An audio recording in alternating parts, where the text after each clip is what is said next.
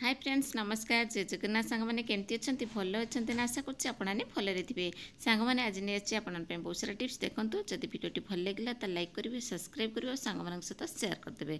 चलते आज fast tips देखिए। आज फास्ट देखो मो पाखे किसी मटर अच्छे देखिपे मटरटा को भिजे देती कहीं जानते आपने जिते चाहिए सांगे सांगे भिजेक रोषे करने चाहते जब मन ना राति पकईदे राति तो पकड़ा मैंने 7-8 घंटा लग जाए ना तेणु सकाଳେ आपड़ी मन ना पकई दूसरे आप गोटे कम करेंगे सांगे सांगे भिजीज मटर केमती सांग मैंने जानते गोटे बहुत बढ़िया टेस्ट देवी गोटे जिनस आप पकईदे देखिए आपंकर बहुत कम समय आप मटर फुलीज आप रोषे करेंगे। देखो टी किसी ना नड़िया तेल टी पकईदे नड़िया तेल टी पकईदे नड़िया पकई सारापर अल्प समय पर देखिए आपंकर पूरा मटर जाक भिजी जाइए आप रोषे करेंगे आराम से थे ट्राए करेंगे जानीपर।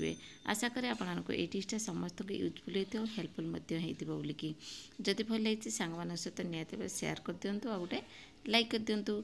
तापर जो आम नेक्स्ट टिप्स नेक्स्ट देखो आलू को लेकिन आप देखते मो पाखे किसी आलू अच्छी जोटा कि गजा हो जाए देखिए ना ये टी बेसी दिन होगा आलू गुड़ा गजा है गजा खाए मैंने आलू होगा कौन हुए ना खाया भल लगे आ टेस्ट भी कमी जाए देहपाई भी बहुत क्षतिकारक तेणु गजा न होगापाई कि आलू को आपमने स्टोर कर रखिए। देखो मुझे सहित सेयार करदे केतटा गुड़े आलू मोर ये गजा हो जाए मुझे कौन करी ना मुझे देखी सारापर मुझे गोटे सेयार कर निजे भिडियोटा बनाऊली से सहित सेयार करदेली। देखो आप कौन करेंगे ना एमती कि पेपर नहीं आसवे जोटा पेपर आप दरकार ना से पेपरटा आनिकी ये कटिंग करदे रोके छोट छोट पीस करके पकईदेवे कि मुझे जमी पकईले देखिए जिते सब पनीपरिया जो आप रखुच्च पिज आलू सब एमती रखुच्च एमती जब साइज करके रखिए ना आपंकर केजी केजी पिज नष्ट हेनी आलू नष्ट हेनी एमती बहुत दिन पड़े ना आपंकर पलि आलू गजा हेनी कि पचीबनी।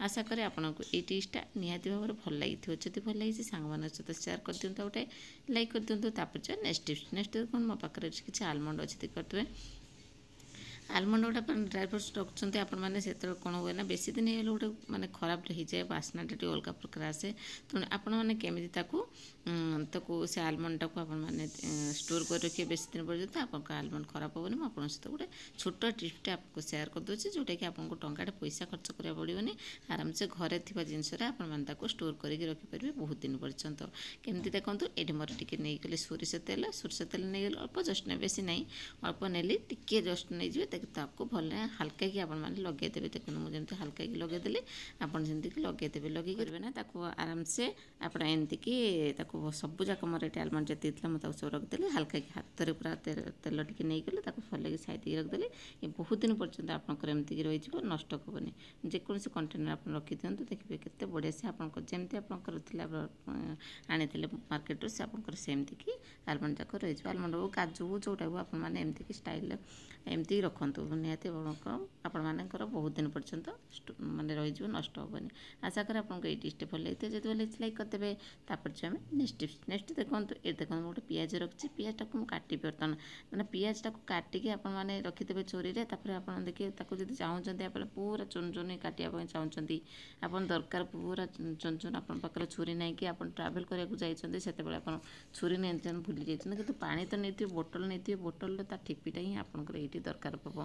देखो मुझे ये कटिंग करदेवी छुरी में कटिंग करदेली कौन करेंगे ना आराम से काटिपारे केमती कि बोतल ठिपी पाखे जब एमती बोतल ठिपी थी ना आपमती पिज काटिपारे जमी मुझे काटे आपको देखो देखो एमती छुरी छोट छोट पीस कर काटिदेली काटिदेला कौन करना देखो केते सुंदर टिपीटे नहीं छोट टिपटा जोटा कि आप देखिए रंटा रंटा टाइप थी ना से छुरी टाइप पूरा से आपसे काटिपारे। देखो केते बढ़िया से चुन चुन भाई आपंकर काटी पूरा स्पीडी कर काटुची देखो केते स्पीड रे पूरा काटिदेवे आपको टिकी भी आपंकर किसी भी दरकार पड़ोनी केवल बोतल ठिपी पिला देले भी बसी थे सी खुशी कि आपंकर सब पिज यदि बेसी काटार अच्छे से काटिकी आपको देदेवे आप आराम से रोषे करेंगे। बहुत सारा पिज आप काटार अच्छी सब कौन छुरी पनिकी समस्त एभेलेबल थी कि कौटी गोटे दुटा थी बाकी न बहुत सारा काटिला आपको टाइम मिले जड़े लोक काटा तेणु आपने एमती डिवाइड करदे एमती गोटे जिनस देदेवे से आराम से आपको काटिकी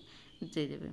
आशा करें आपको ये टिप्सटा ही समस्त यूजफुल होती हेल्पफुल बोलिकी ଯେକୌଣସି ବୋଟଲ ଟିପ୍ରେ ସେଇ ବୋଟଲ ଟିପ୍ ଭାବୁଥିବେ ଏଇଟା ତ ପ୍ଲେନ୍ ଅଛି, ଏଇଟା କେମିତି କାଟିବେ ନା, ତାର ଗୋଟେ ରଣ୍ଟା ରଣ୍ଟା ଟାଇପ୍ର ଥିବ ଦେଖିବେ ସେ ବୋଟଲ ଟିପ୍ରେ, ସେଇଟାକି ଆପଣଙ୍କର କାଟିବାରେ ବହୁତ ସାହାଯ୍ୟ କରେ। ଯେମିତି ଛୁରୀ କାଟିବାରେ ମାନେ ସାହାଯ୍ୟ କରେ, ଏମିତି ବୋଟଲ ଟିପ୍ର ସେଇ ରଣ୍ଟା ରଣ୍ଟାଟା ବି କାଟିବାକୁ ମାନେ ସାହାଯ୍ୟ କରିବ ପିଆଜକୁ। ଦେଖନ୍ତୁ କେତେ ସୁନ୍ଦର ଭାବରେ ମୁଁ ଏଠି ଚୁନି ଚୁନି ସବୁ ପିଆଜ ସବୁ କାଟି ପକାଇଲି। ଦେଖନ୍ତୁ ଆପଣଙ୍କୁ କାଟିକି ଦେଖେଇଲି।